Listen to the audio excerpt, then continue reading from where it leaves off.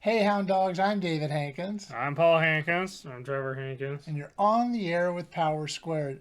This week, we're going to celebrate the 40 years of Usagi Yojimbo, Yes. uh, Stan Sakai's long running comic book series. 40 years is a long time. Yes. Um, and Trevor is the expert, so you're going to take it away. So, Trevor, tell us, how did you get interested in Usagi. Yes. I had Comic Con. I had seen collections of it at like the Dark Horse booth. Uh-huh. But the size of it seemed a little daunting. Yeah, I can imagine. But I finally decided to take the plunge when I learned that it was like when IDW had got the license. Yeah. I learned that with Usagi, it almost doesn't matter what order you read it in. Okay. So I that and when Dark Horse was starting to reprint their older collections, I decided that was the best time to Jump in. yes. Okay. And have you read all of it, Uh, or pretty close? yeah, I've read everything that's in a collection. Okay. So I've been trade waiting it. And this is sort of also, I mean, I'm sure we'll get to this, but it's expanded into, there's Chibi and Yeah. there's other kind of the world of the Yes. universe. Of, And a Netflix show. right. And we all have T-shirts, Yeah. so celebrating. We actually had asked Stan Sakai to be on the show, but not for this, but he politely turned us down. Yes. Go away. No, he was very Not nice. like that. He was very nice about it. I'm just Yes. Yeah. going for comedic effect. So, where would you suggest? So, tell us, who are the characters of the show?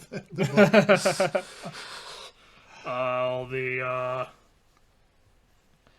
The main character is Miyamoto Usagi. Okay. He is a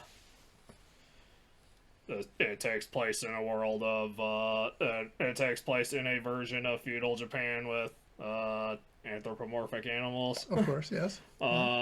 Usagi is a rabbit, and he is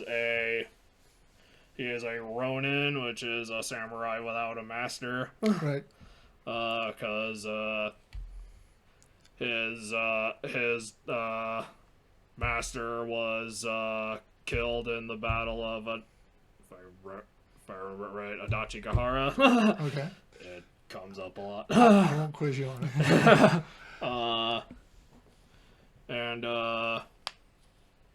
he's sort of like a wanderer. Uh-huh. The Yojimbo part of the title means bodyguard, Okay. because sometimes he is hired as a bodyguard. So, a ronin is kind of like knights. Samurai are kind of like No. Okay. So, what are ronin? I mean, ronins are samurai without a master. yeah. So, I mean, he's wandering around. He's going around the countryside doing good. Isn't that what I mean, or is he? I mean, I guess a ronin could do both. Yeah, he gets into a lot of conflicts. And I don't know, I'm nervous. That's fine. Yeah, he's trying to say it right. He's sort of traveling, or he's been wandering, sort of like, I guess, like find himself. Okay, all right. But I mean, Is he a good guy or a villain? He's a good guy. Okay, that's what I was kind of going for. I wasn't sure. No, it's just, but you know, They do depict. My understanding is that they doesn't shy away from depicting a samurai can be jerks. right, yeah, and I would think of Ronin. I mean, I guess I'm going. There was a movie Ronin something where he was sort of like hired assassin kind of a thing. So, I think the way it was described in this, I think the way it's been described in the story is that he's following the warrior's path. okay, If that makes sense. right. Yeah. So besides him, are there other main characters or recurring characters? Or? Yes. Okay.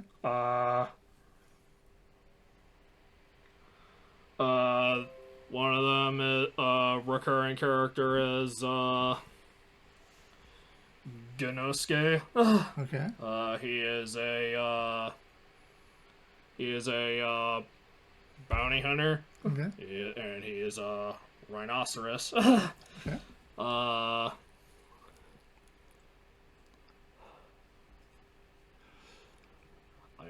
That's fine. Don't. I am thinking of these on the fly.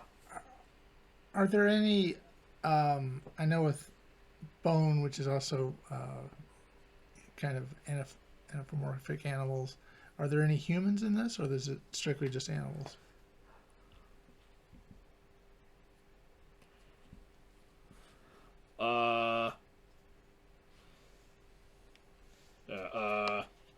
Another.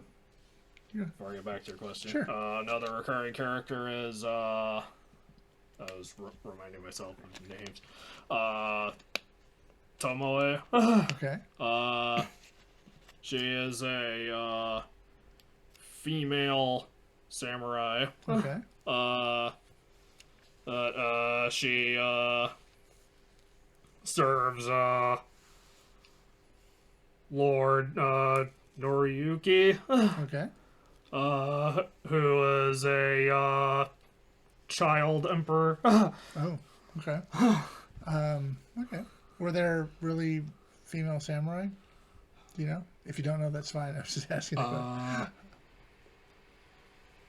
There's actually a thing with Tomoe's backstory, and it's suggested more that she is an exception. All right. Because I think it was like in feudal Japan, women were not allowed to study the blade. Yeah. Yes. I was just curious because it is a comic book. It's not a history. Yeah, but it can be whatever. Although it is based in Stan Sakai's research into feudal Japan. Okay. I mean, are there any? I am not familiar with feudal Japan, and I'm gonna guess you're not either. But are there events that he's actually recreating, or just sort of the feel of the times? It's mostly like original. It's pretty much like original stories, but there are some stories based in Japanese myth. Okay. All right. To answer your earlier question, whether or not there are any Yes, humans.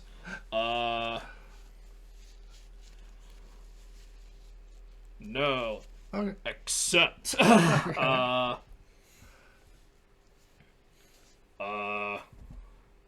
you care about spoilers? I'll just say it. Yeah, right. The main antagonist of Usagi Yojimbo is Lord Hikaji. Okay. And it's revealed in a very early story that he's actually a human. Okay. But in subsequent appearances, he is like wearing a mask. Mm-hmm. That came from the original concept for Usagi. Yeah, where it's basically detailing how like why there aren't the idea being like I hope I'm describing it right, like why there aren't any anthropomorphic animals. Right. The idea is that even like even though the animals like fight back, they're wiped out by humans. Yeah, humans are terrible. I'm guessing at this point he's abandoned that concept. Yes. Okay. So, how many do you know? I mean, it's gone for 40 years. Do you know how many issues there are, or? I honestly kind of haven't been keeping count.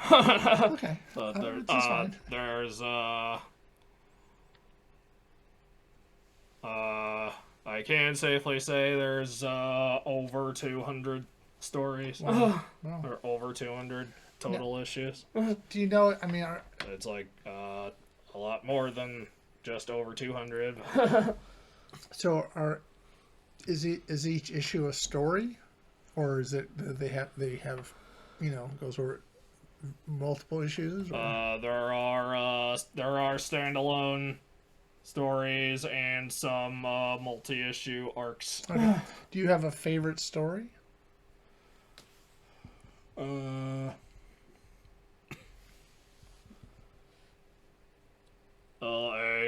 really good one is lives up to the hype. Is Grass Cutter, Okay. which is based on the Japanese legend of a sword called Grass Cutter. Okay. It has another name, but it translates to Grass Cutter. The idea is that the sword is so sharp it can cut grass. All right. And that's a good story. Yes. Okay. It also goes into the mythology surrounding the legend surrounding the sword. Okay. Do you want to show us kind of what you have? Sure. This would be great if you're listening. So. Yeah. I will say the one I started. For the benefit of the listeners, he has pretty much the entire run that is collected. Yeah. Probably getting a little ahead, but the one I started with Sure. was this is I think book 34. Yeah, volume 34. Wow. Okay. Which is also the first volume of IDW's run. Okay. Is Bunraku, Okay. which is based on Japanese form of puppetry. Okay. Now. And I also have a hardcover because it was signed by Stan Sakai. Yeah, we've met him a couple of times at cons. I know you guys have talked to him more than I have, but he's a really nice guy. This came pre-signed. Yeah, he's a nice guy. So, do you know how long it takes? I mean, how many issues does he put out a year? Or, I mean, 40 years he could put out. I'm sure he's put out a lot. I think it seems to kind of depend. Yeah. Well, because it is a creator-owned work, it's not necessarily on a set schedule. And he does it. He does everything himself. Yes. Okay. Yeah, he does everything himself except for when there's color. Okay.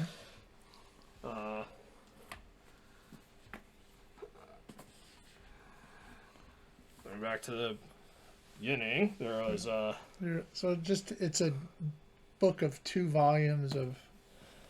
Yeah, this is the hardcover edition of Fantagraphics Usagi Yojimbo Special Edition. I like the cover. It's pretty cool. It collects the first 7 volumes. Okay.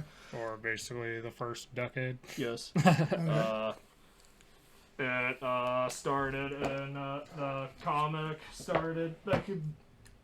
The character first appeared in Albedo. There was this I'll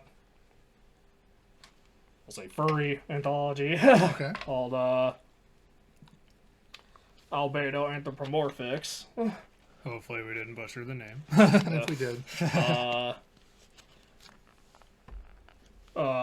Usagi appeared in issue number 2. Okay.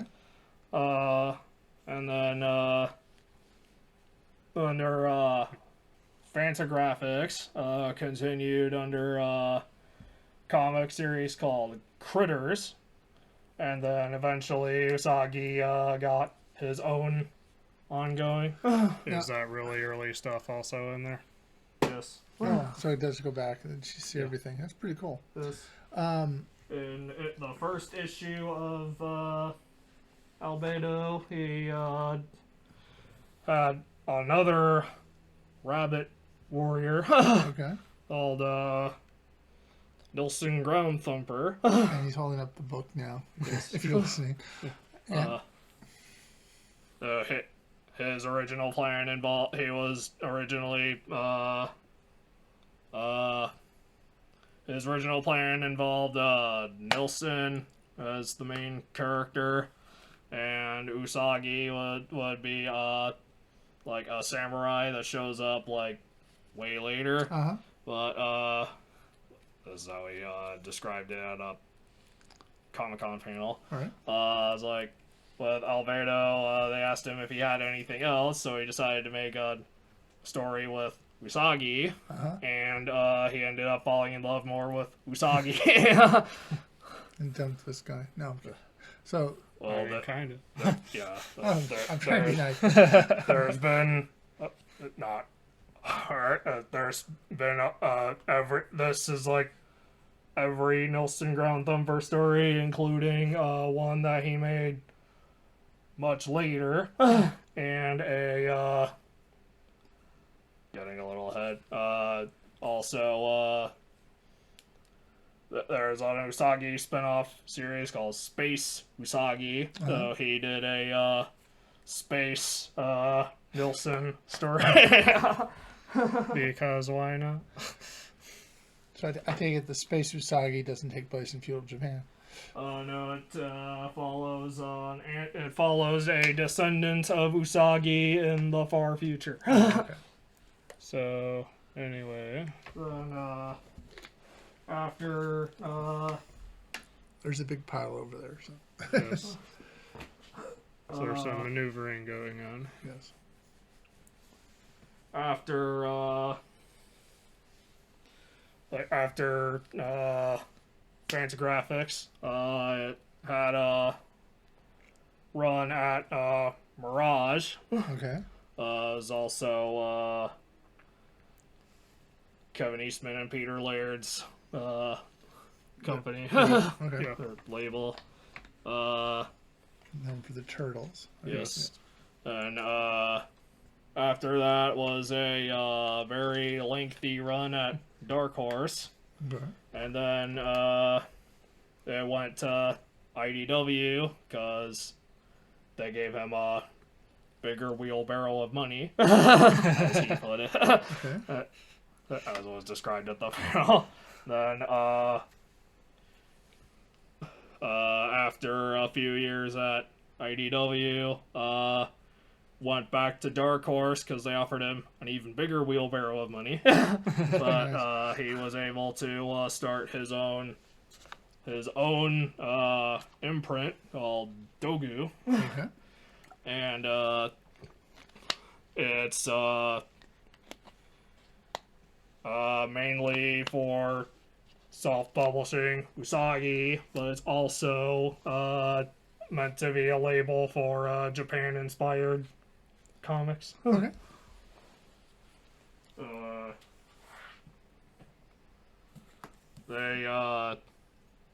I mentioned around when I finally started reading Usagi, they went back and reprinted.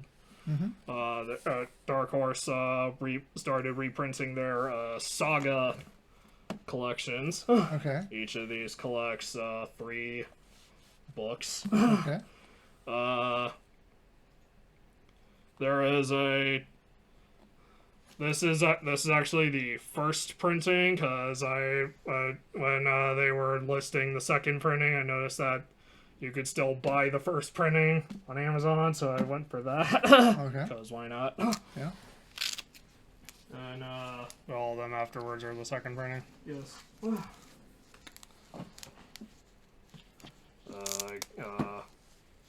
So this is a second printing variant. You can But- tell because that's a different cover. Yeah, and actually, in the back, they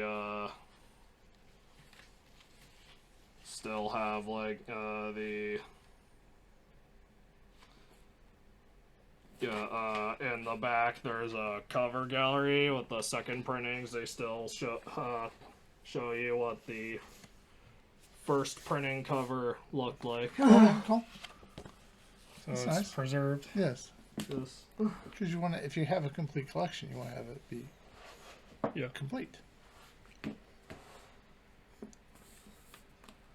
Then Is it normally color or black and white? Yeah, it's more normally black and white. yeah, it's mainly black and white. The Mirage run was in color, but when Dark Horse was reprinting it for the collections, they lost the color plates. They just printed it in black and white. It's actually explained in one of the forewords Okay. that's what happened, and that's why it's in black and white. Okay.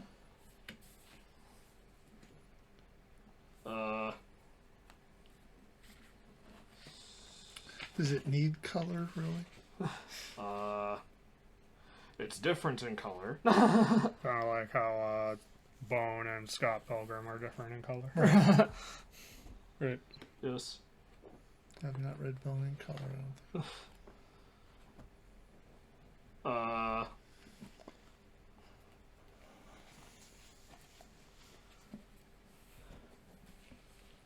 This is book 3. Okay.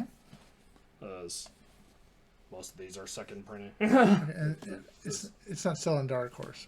Uh, Are these printings on Dark Horse? The the Saga collections are Dark Horse. Okay. So, in case somebody was right, listening, I like wanted to know. that like that hardcover is still printed by Fantagraphics Okay. because they're able to republish it. He owns the IP. He still like wholly owns the IP, so Sakai can like do whatever he wants with it. But it seems like I get the impression that whoever printed stuff before, they have like reprint rights. They may have let him do that. Yeah. That's great for collectors. While I was flipping through Saga Book 3, I was reminded there's some stories that I find interesting. Focus on young Usagi when he's in training. Okay. I find those interesting because it shows how Usagi developed as a character. Yeah, I assume his art's got. I'm not saying he's a bad artist, but it got better as he went along, or usually get. Sakai's art improves Uh huh. as it goes. As in distribution. Right, yeah, doing some maneuvering Yes. for people who are Watching and listening. listening. Yes. The very first story, Usagi kind of looked like this. If you can see it. Okay. Yeah. Okay. I'll take your word for it. Okay. Oh, look myself. It kind of looked like that. Right. Okay. And over time, he's sort of changed. Yes.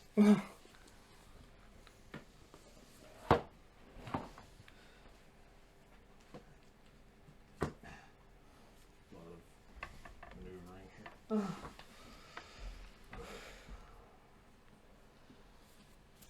This is book 4, second printing. Okay. Also on Dark Horse. Yes. Yes, anybody's curious. And this is book 5, also Dark Horse. Right. The Dark Horse collections also include the Mirage run, but I lost track of when that.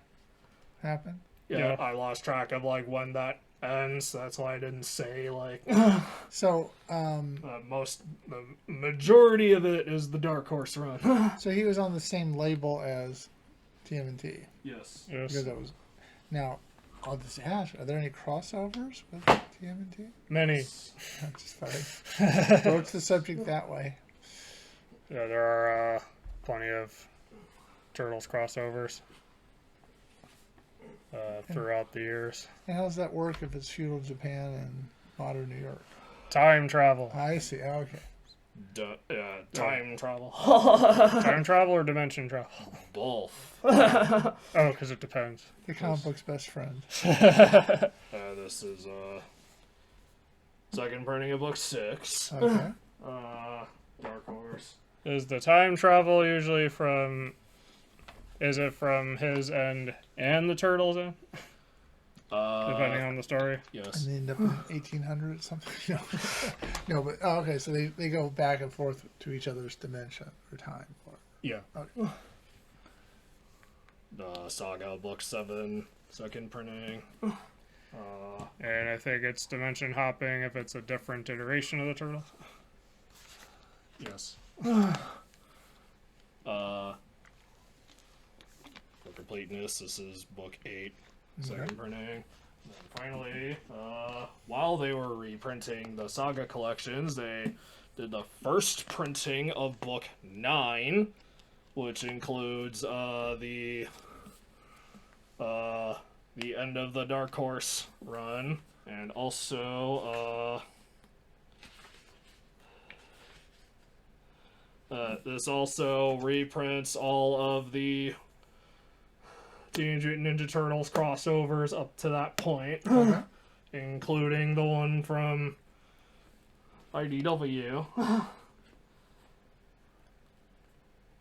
Yes, including the one from IDW, which I happen to have a hardcover for. Okay.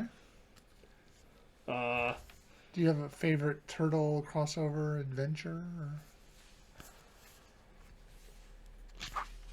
if somebody was interested in reading them, they're all good, or yeah, it's kind of interesting because originally he was crossing over with basically the Mirage Turtles. Then in this he crosses over with the IDW Turtles. okay. So it's like that's still the same Usagi. So it's like in a way he knows them but they don't know him. Now, is when he does a crossover, he's drawing all the characters, or is it kind of a collaboration, or? Stan Sakai draws them, but there was one crossover that was drawn by Peter Laird, and there was actually a forward from Peter Laird where he admitted that Usagi was harder to draw than he anticipated. Because he's not a turtle. I don't. Just the character was harder for him to draw. The character was harder for him to draw than he anticipated. I'm sure his muscles draw turtles. Yeah. Yeah, I think, Muscle memory. I think I read at one point he's admitted that he's almost drawn nothing but turtles. My whole career. And there's also they also finally recently reprinted Usagi Yojimbo Legends. Now, what's the difference between a saga and a legend? Oh, this is actually another saga collection. Okay. It's Legends because it's like some side stuff. Okay. Like Space Usagi. Yes. This has Space Usagi, Senso, and Yokai. Okay. So, I know he's an artist. His wife is also an artist. Am I wrong about that? She is. Good. Julie Sakai. Yes.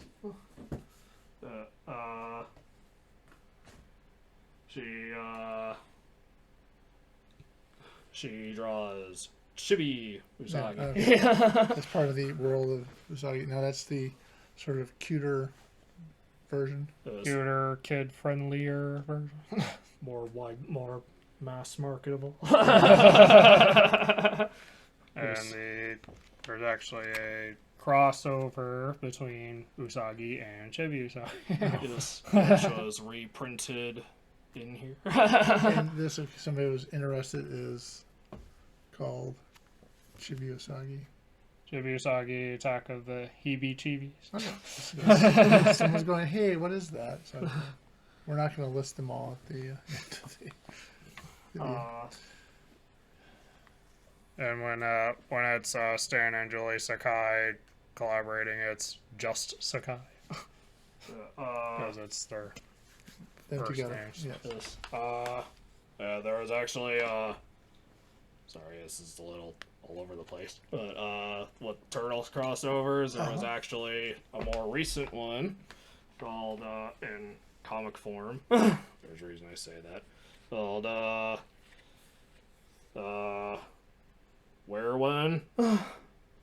Okay. It's joint printing between Dogu and IDW. Okay. It's actually the sort of inaugural Dogu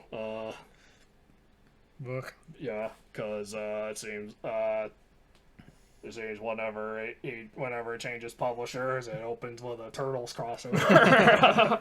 But it's actually, what's interesting is that it's related to the story Senso, which takes place in the future when they're actually going after Lord Hikiji. Okay. And in the IDW run, which lasted 5 books. That's 6. One of them is the same thing twice. Okay. Yeah. Case of business. In the IDW run, introduces a new character,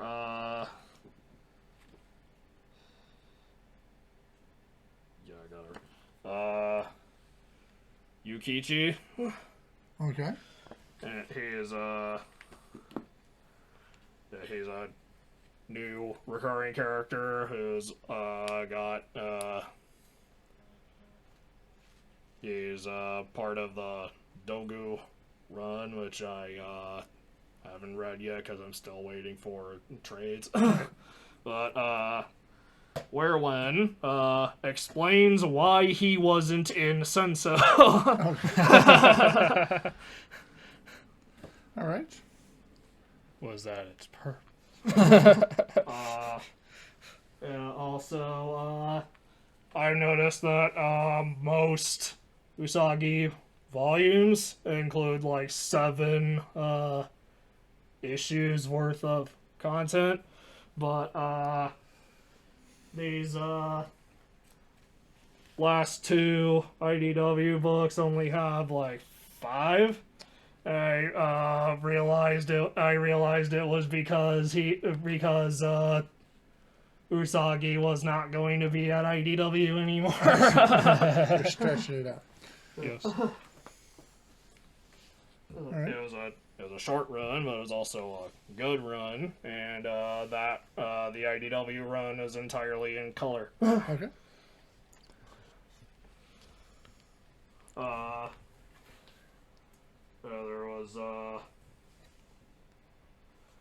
also been Usagi has also appeared in Teenage Mutant Ninja Turtles animations. Okay. And you have that, I assume? I have a physical copy of one of them. Okay. He appeared in 2 episodes of season 3 of the 80s cartoon. Okay. I bought the DVD just for those 2 episodes because I'm not watching that whole thing because it's really long. There's hundreds of episodes. Yeah. With how long it is, like, I'm not watching all that.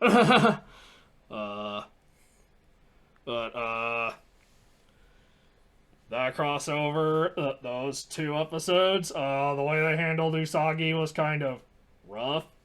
Because, for starters, they call him, Usagi Yojimbo, which is the name of the book. That's his name, not his name. Right. This.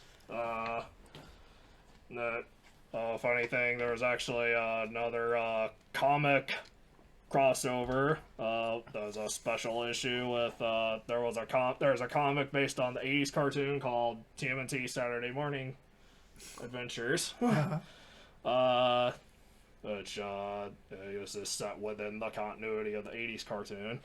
Because of course it is. There was a special one-off issue where it was an Usagi crossover. It doesn't look like this. This is a variant. Cover? Yeah.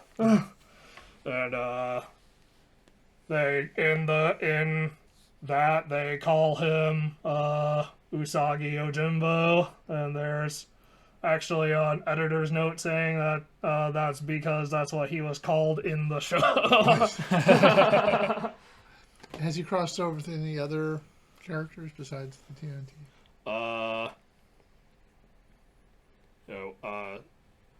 With the TMNT. With the TMNT, there was also he appeared in multiple episodes of the 2003 cartoon by 4Kids. And a couple of those episodes are also the closest you'll get to a straight animated adaptation of Usagi. Okay. Yes. And that was also a little rough because they mispronounced some names, but they tried. And then he appeared in a 3-parter in the 2012 series towards the end of its run. And the first part was actually written by Stan Sakai himself. Good. And is that one like the most more faithful? Yes. And then we were robbed of him potentially appearing in Rise, which is the best turtle series to us. Yes. Now, you were talking earlier about a Netflix show. Yes. And I assume it's animated. Yes. Yes. But it's not. Is it not necessarily Usagi that you know, or I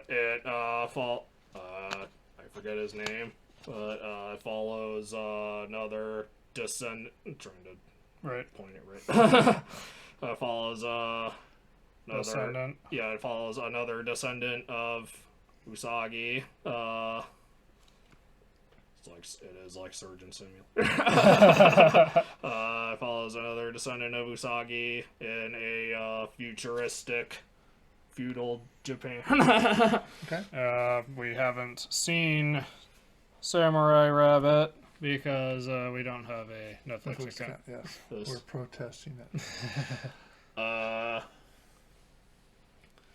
Usagi, crossovers. Stan Sakai started branching out into crossing over with other IPs. Like they recently announced a crossover with Power Rangers. Under Boom, because Boom has the Power Rangers license. Yes. It's like it's the first time it's crossed over with real superheroes that don't have shells.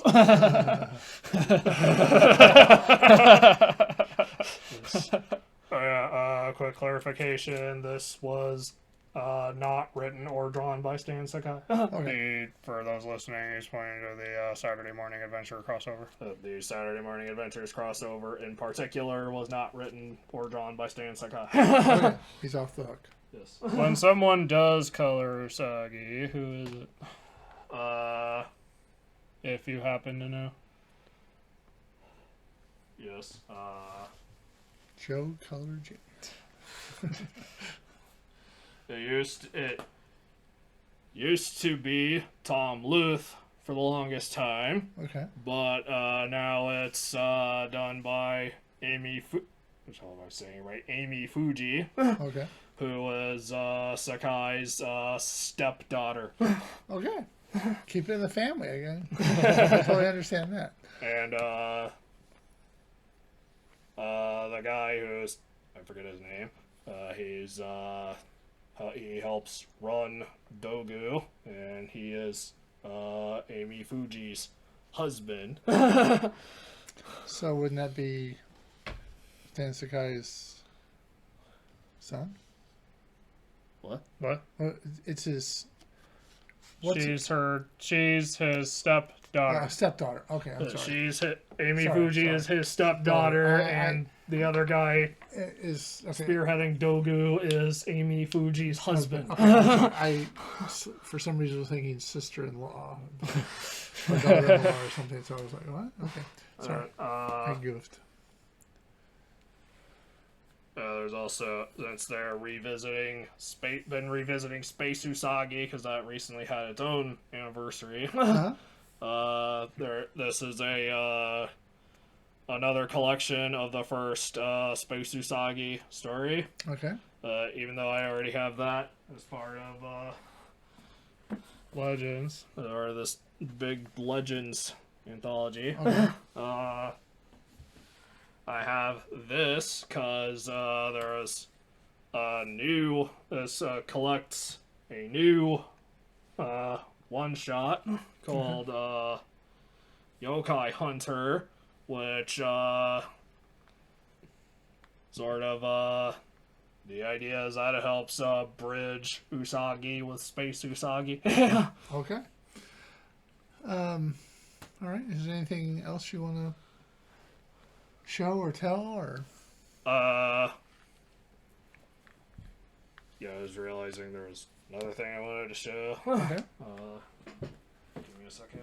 And he's left the show. While he's away, I'll mention most of my knowledge of Usagi is either what Trevor has told me from the comic or watching the animated Turtles crossovers. Okay. I thought the 80s one was rough because Usagi's treatment felt more cliche. And I liked the 2003 one better because Usagi had more time to be fleshed out as a character. Okay. I'm here. What do we got? There was Video game. I was gonna say Usagi has actually been in a few video games of his own. Of course. I haven't. He's been in 2 games. I have not played either of them. Okay. There was a Teenage Mutant Ninja Turtles game called Shredder's Revenge. Okay. Which is what you're holding. Give me a second. I'm getting there. I initially didn't have any interest in Shredder's Revenge because I didn't grow up with the 80s versions of the Turtles. Right. Until they announced Usagi Yojimbo DLC. So you can pretend it's an Usagi. I am holding up the anniversary edition, which includes the Usagi DLC. on the disc. And this is a PS5 game. Yes. Okay. This is the PS5 version. Okay. Yes. I'm just, if you're listening, you're going, what are they talking about? Right. Yeah. So it makes Usagi a playable character, and they actually call him Miyamoto Usagi. As it should be. Is there anything else?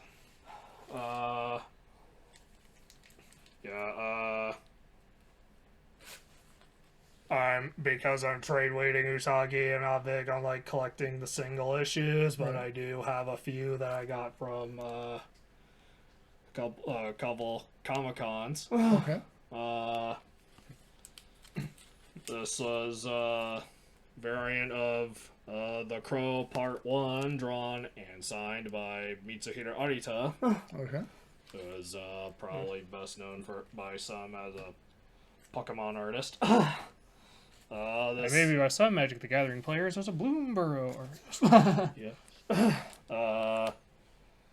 And this is a variant of a preview variant of Ice and Snow Part 1. Okay. They're going to release the trade for that one soon. Stan Sakai also signed this. What makes these two different is that they are in black and white and have a little extra content at the end. Okay. Whereas the final version is in full color. And this was a variant of Chanoyu, Okay. which is, I forget the issue number, but it's a plot critical tea ceremony. All right. You've got a little friend over there as well. Yes. And how does he fit in? This is Spot, as he appears in Chibi Usagi. And looks like he's a dinosaur. Or... Yeah, he is, Tokage. heard Stan referred as a Tokage, which is a lizard. Okay. Okay. That would make more sense. But... basically, they're drawn dinosaur-like.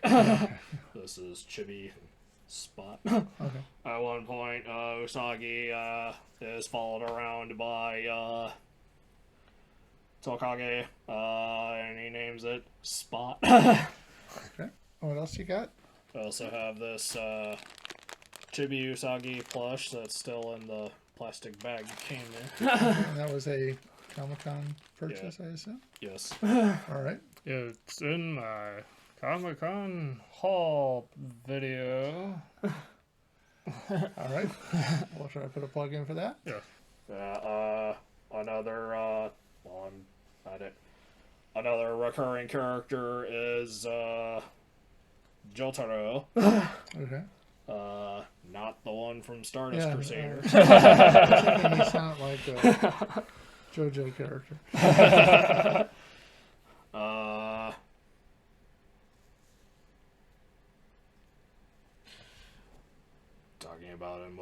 Talking about him a little would require a minor spoiler. Do you care? Yeah, sure.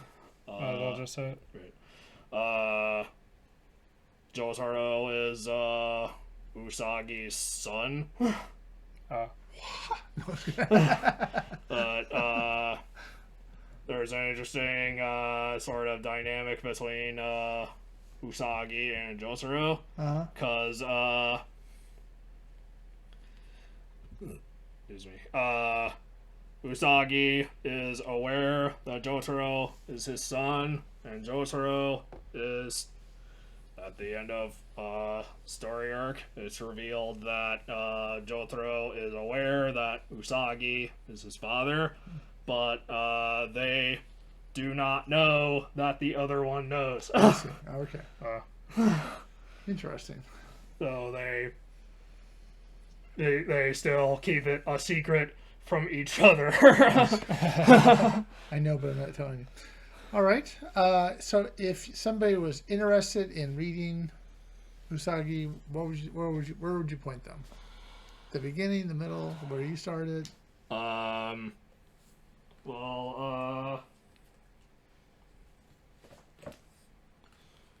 would say Bunraku is a good place to start. In the Bunraku collection, there is a story made for the 35th anniversary, where it was a remake of the very first Usagi story. Okay. Now, if they were interested, what label is this on? This is under IDW. Okay. I will say, if another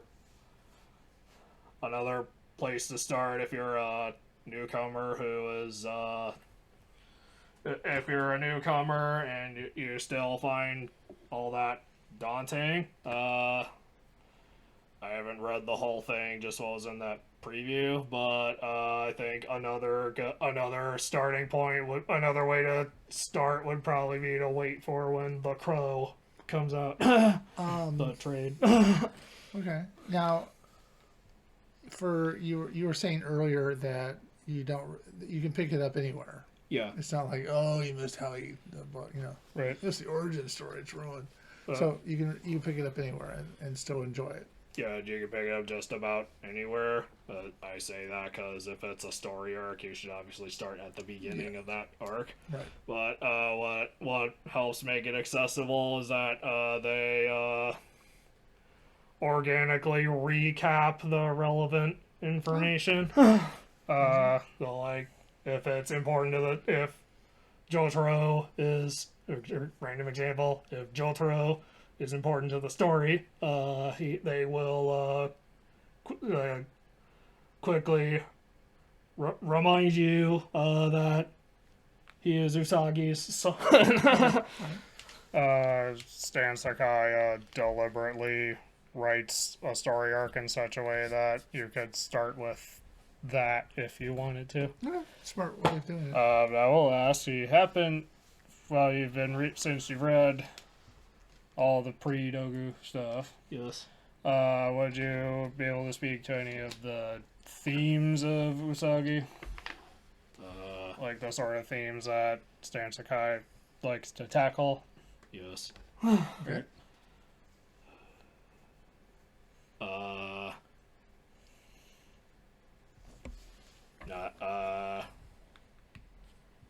Not thinking of everything right now because it's sort of like This is a free-form We discussion. want to tell you, it's like unscripted, so I'm not. it's not on the teleprompter. So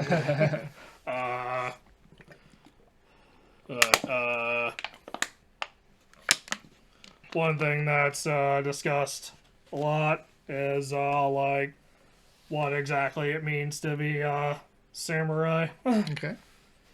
and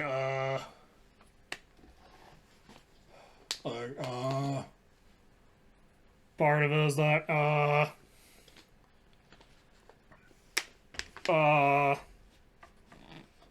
it's like there are times where Usagi has potential like love interest, but he usually turns it. He usually like ends up turning that opportunity down just so he could maintain the way of the samurai honor. He's a wanderer. Yes.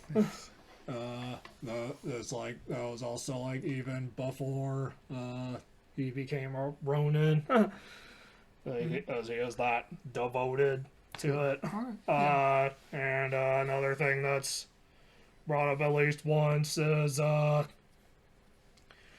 you also like the importance of a samurai's swords. Because, like, the sword is basically, like, an extension of the samurai's, like, soul. And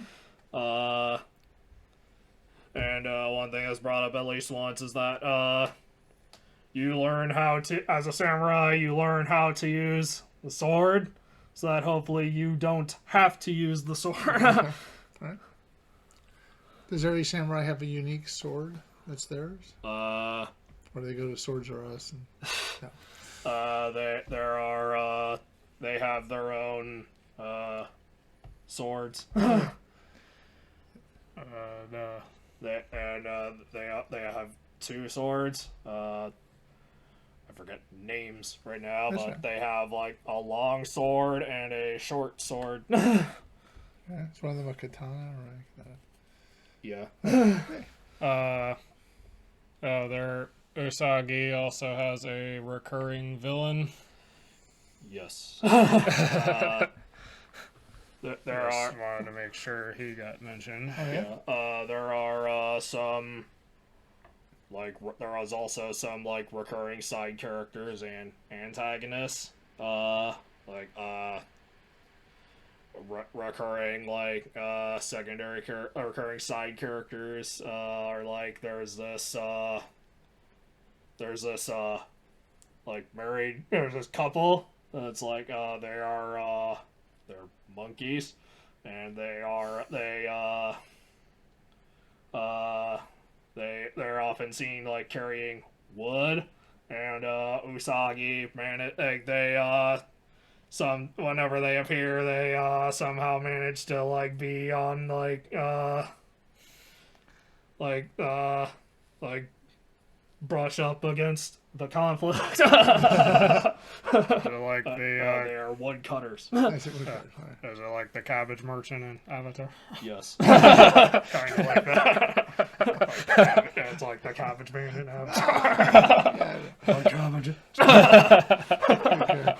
Yeah. there's one recurring villain named Jay.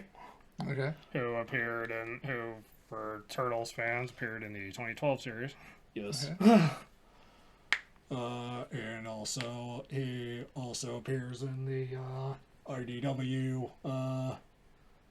crossover. And Jay is a He- what? A what?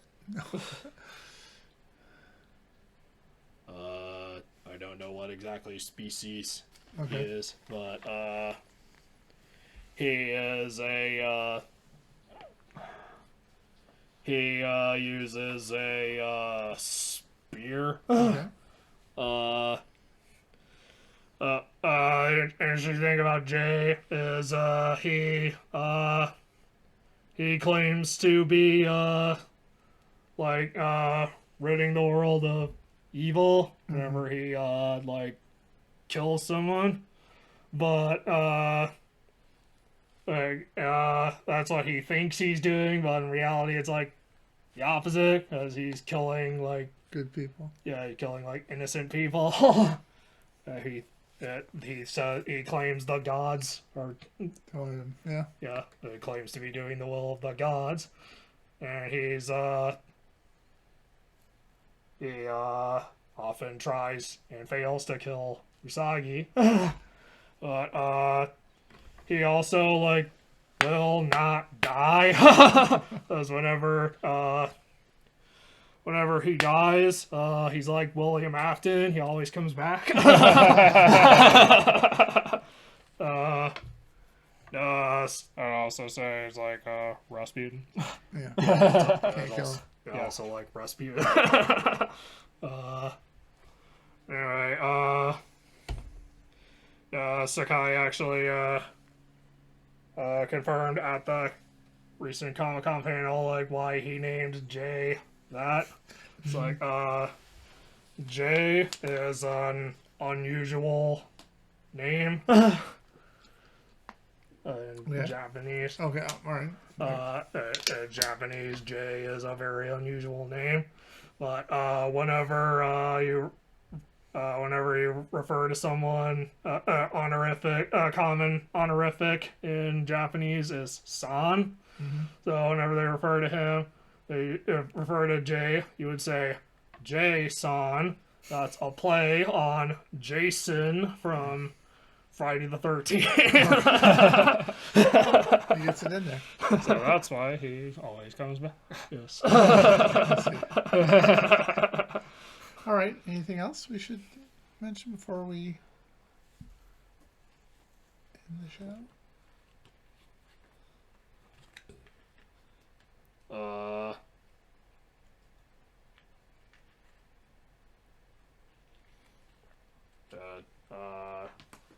Jay also shows up in chibi form. Okay. Chibi Usagi. We already asked if you had a favorite storyline. Yes. Do you have a favorite character who isn't Miyamoto Usagi?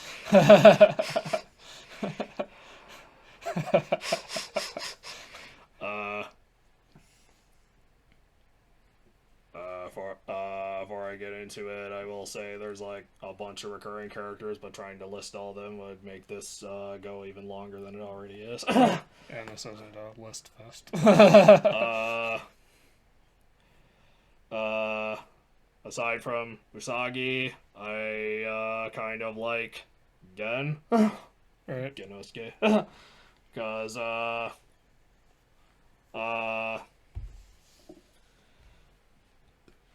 like, he has kind of trying to say it right. When it's not, when he's not being, like, serious about something, he has kind of a funny attitude about things. Yeah. And, I like his sort of, trying to say it right, his, like, back and forth with Usagi. His banter. Yeah, his banter with Usagi. As it also shows like the difference between like the lifestyle of a samurai versus the lifestyle of a bounty hunter. All right. Anything else we could? Good. I think we should wrap it up here. Yeah. I'm not sure. Okay. Well, thank you for the in-depth look at Usagi Yojimbo. Yes. All right. So until next time, I'm David Hankins. I'm Paul Hankins. And Trevor Hankins. And you've been on the air with Power Squared.